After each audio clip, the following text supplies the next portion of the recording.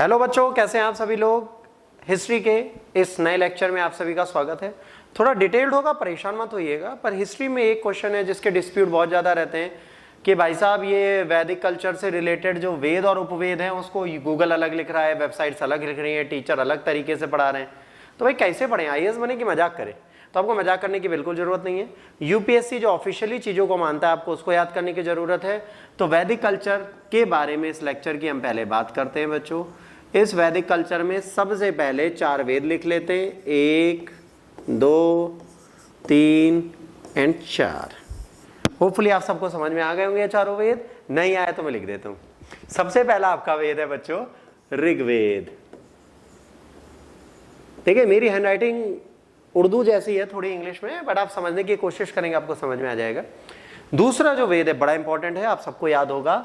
आप सबको bathroom singer बनने का शौक है तो सामवेद सबको याद होगा।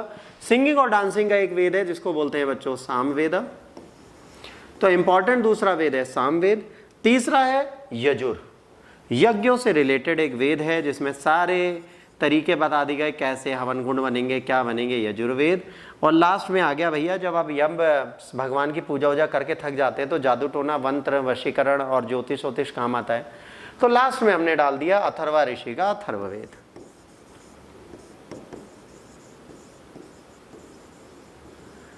अब ये 4 वेद हैं जो वैदिक सभ्यता के बारे में आपको सारी जानकारी देते हैं। तो इन 4 वेदों में कुछ ना कुछ तो होना ही चाहिए।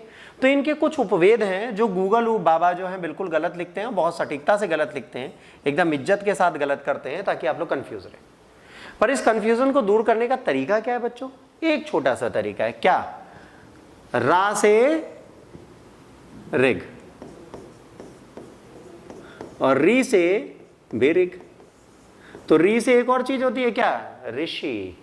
ऋग्वेद लिखने के लिए सेजेस थे तो ऋग से हमने ऋषि निकाला और ऋषि से हमने ये देखा कि ऋषि के पास एक हीलिंग पावर होती थी। तो यहां पर क्या आ जाएगा भाई साहब?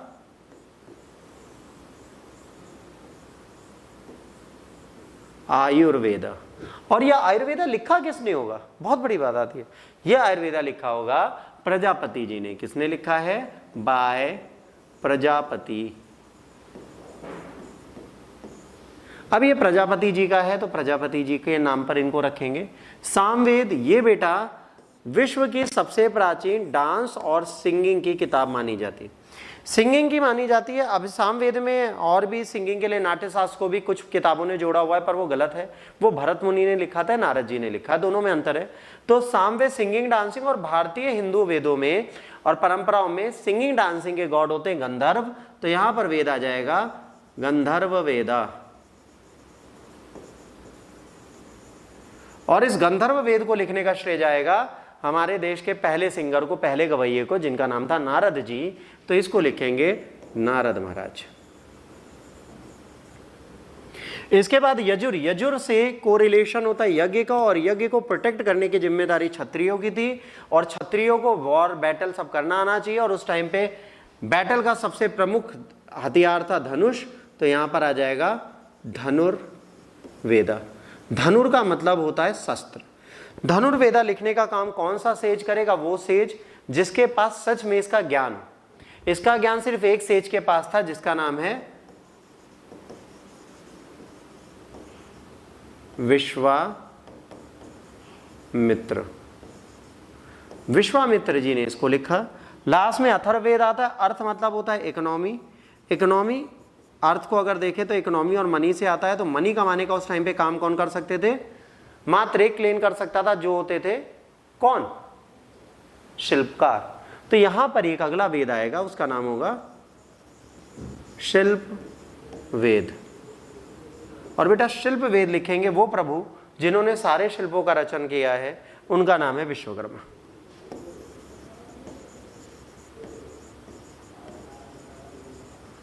तो विश्वकर्मा जी को यहां से याद कर लीजिए। इसी के साथ ये चारों वेद और उपवेद एज इट इज आपको यूपीएससी के लिए याद करने हैं।